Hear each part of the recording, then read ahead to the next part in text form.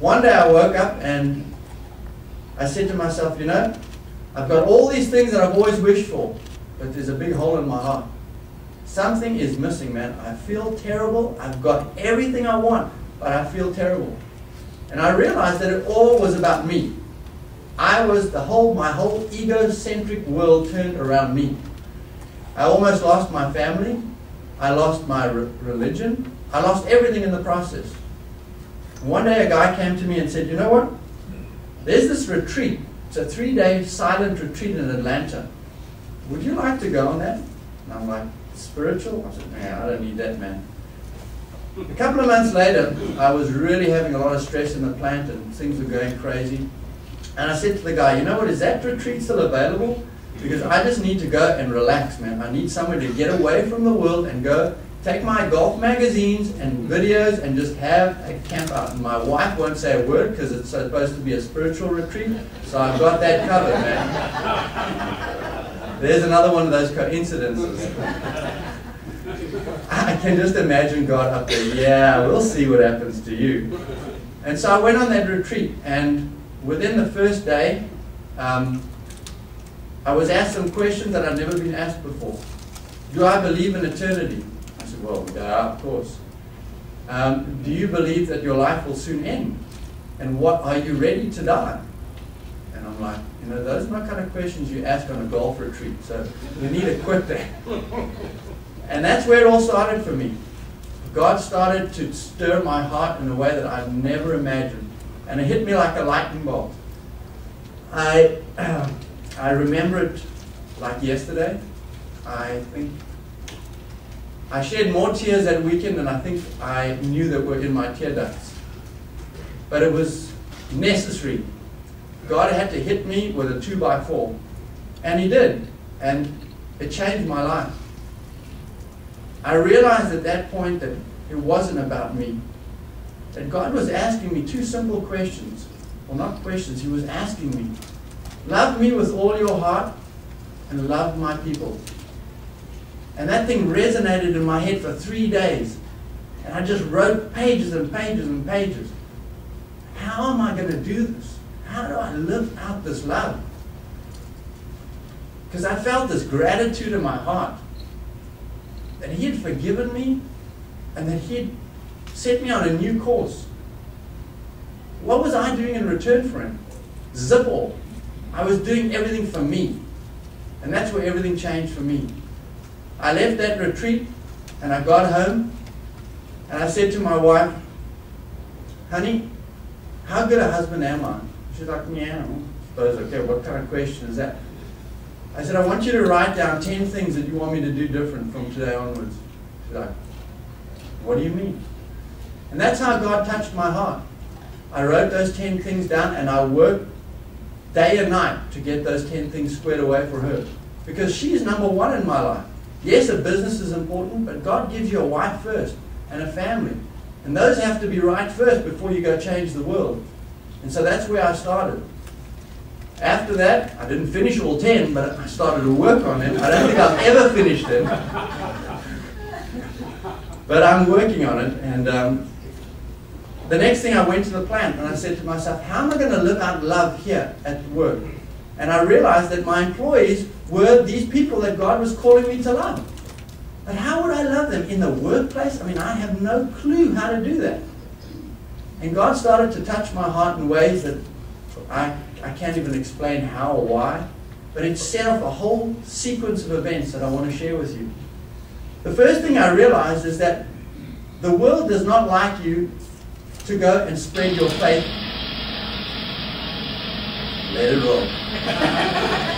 That's what.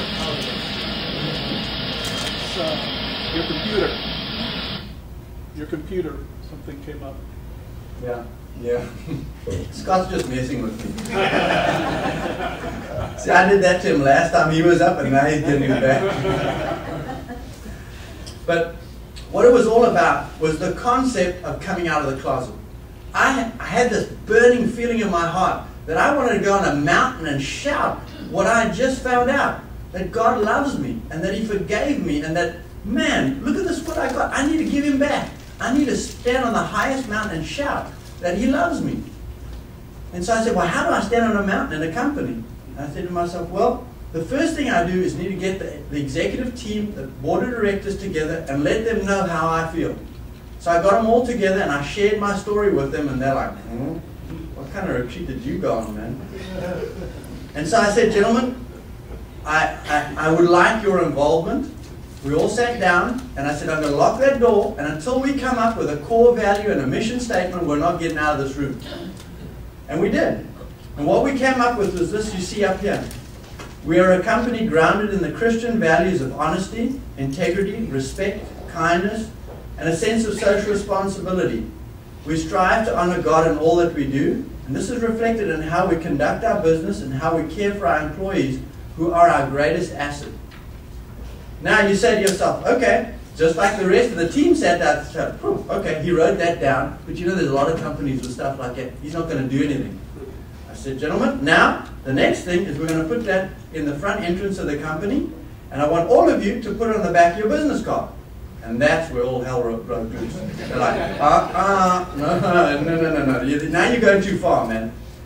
I said, you know, this is like when you feel in love with someone when you're a teenager. The analogy I can draw, there's some folks in the room that may feel, and some old of us that can relate to that too. Wasn't that long ago. When you're in love with the person that your future wife, and your friends come to you and say, you know what, I don't know if I really like her, and I don't know if she's the right person. What's the response when you're really in love? You don't care. I love her, and I'm going to stand up and I'm going to tell you that I love her, and that's the way it's going to be. Now, why can't we do that with Christ? And that's where I was. I said, I'm going to do it, man, no matter what. I'm coming out of the closet. I have this burning feeling in my heart, and I'm going to do it. So we did it. And there were several issues there, and it's almost like jumping out of a plane with no parachute. And when you jump, you think to yourself, you know what? This is crazy, man. I'm going to die. But as you jump, if you really think about it, if God truly is the master of the universe, will He not figure out how to get you alive down to the bottom? And I said to myself, if I truly believe, I got to jump, man. And so I jumped. And I said to the rest of the team, I'm going, man. Whether you come or not, I don't care. I'm jumping. And so I said, I'm going to put it on the back of my business card first to prove to you that I'm going to do this. So I did it. I put it on there. And I remember the VP of sales saying to me, okay, Peter, that's fine. You put it on yours, but we'll have ours without it. I'm like, no. So he said, well, you've got to prove it.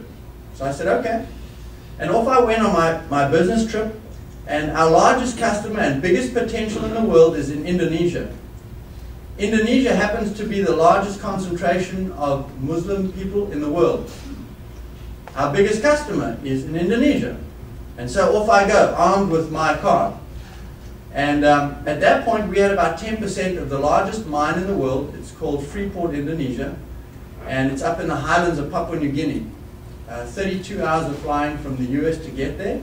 And so I thought to myself, this better work, man, because it's a long way to go. And so I got there, and Ias Kusnadi, who's the head of operations, I took my card and sort of slid it across the desk and made sure it stayed that way and said, Mr. Ias, pleased to meet you. And he took my card, and that was the end of the story.